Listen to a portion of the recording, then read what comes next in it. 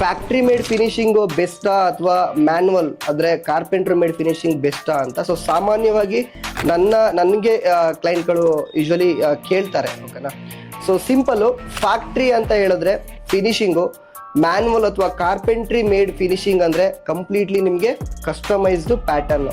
So suppose ನಿಮಗೆ ಒಂದು designs ಬಂದ್ಬಿಟ್ಟು ಕಂಪ್ಲೀಟ್ಲಿ ಒಂದು ಡಿಫ್ರೆಂಟ್ ಶೇಪಲ್ಲೇ ಬೇಕು ಅಥವಾ ಒಂದು ಡಿಫ್ರೆಂಟ್ ಪ್ಯಾಟರ್ನಲ್ಲೇ ಬೇಕು ಅಂತ ಟೈಮಲ್ಲಿ ನಾನು ನಿಮಗೆ 100% ಮ್ಯಾನ್ಯುವಲ್ನ ಚೂಸ್ ಮಾಡ್ತೀನಿ. ಬಿಕಾಸ್ ಫ್ಯಾಕ್ಟ್ರಿ ಏನಾಗುತ್ತೆ ಅಂದರೆ ಎಲ್ಲಿ ರೆಕ್ಟ್ಯಾಂಗಲ್ ಅಥವಾ ಸ್ಕ್ವೈರ್ ಶೇಪಲ್ಲಿ ಎಲ್ಲಿ ನಿಮಗೆ ಡಿಸೈನ್ ಯೂನಿಟ್ಸ್ಗಳಿರುತ್ತೆ, ಸೊ ಪ್ರಾಪರಾಗಿ ಎಡ್ಜ್ ಬೆಂಡಿಂಗ್ ಫಿನಿಶಿಂಗ್ ಇರುತ್ತೆ. ಸೊ ರೆಕ್ಟ್ಯಾಂಗಲು ಮತ್ತು ಸ್ಕ್ವೈರ್ ಅಂತ ಬಂದಾಗ factory finishing is best.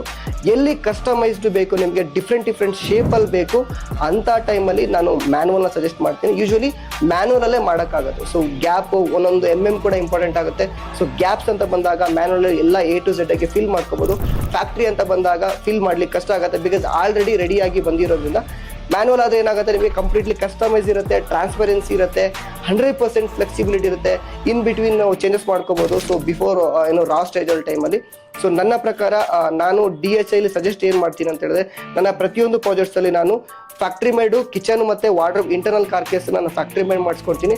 Rest of the things ಎಲ್ಲ ಯೂನಿಟ್ಸ್ಗಳು ನಾನು ಮ್ಯಾನ್ಯುವಲಲ್ಲಿ ಮಾಡ್ತೀನಿ, ಕಂಪ್ಲೀಟ್ಲಿ ನನ್ನ ಒಂದು ಕಸ್ಟಮೈಸ್ ಟೀಮಲ್ಲಿ. ಮ್ಯಾನ್ಯುವಲ್ ಅಂದರೆ ಕಂಪ್ಲೀಟ್ಲಿ ಕಸ್ಟಮೈಸ್ದು ಕ್ರಿಯೇಟಿವಿಟಿ, ಫ್ಯಾಕ್ಟ್ರಿ ಅಂತ ಹೇಳಿದ್ರೆ ಫಿನಿಶಿಂಗ್. ಸೊ ಇಷ್ಟೇ ಇದ್ರ ಡಿಫ್ರೆನ್ಸು. ಸೊ ಇವಾಗ ನೀವುಗಳು ಡಿಸೈಡ್ ಮಾಡಬೇಕು, ಮ್ಯಾನ್ಯುವಲ್ ಈಸ್ ಬೆಸ್ಟ್ ಅಥವಾ ಫ್ಯಾಕ್ಟ್ರಿ ಬೆಸ್ಟ್ ಅಂತ. ಎರಡರಲ್ಲೂ ಕೂಡ ಬೆನಿಫಿಟ್ಸ್ ಇದೆ. ಅದನ್ನು ಯಾವ ರೀತಿ ಯೂಟಿಲೈಸ್ ಮಾಡ್ಕೋಬೇಕು, ನಮ್ಮ ಒಂದು ಲೈಫ್ ಸ್ಟೈಲ್ ತಕ್ಕಂತೆ ಅದು ನಾವುಗಳು ಡಿಸೈಡ್ ಮಾಡಬೇಕು. See you, thank you, bye bye.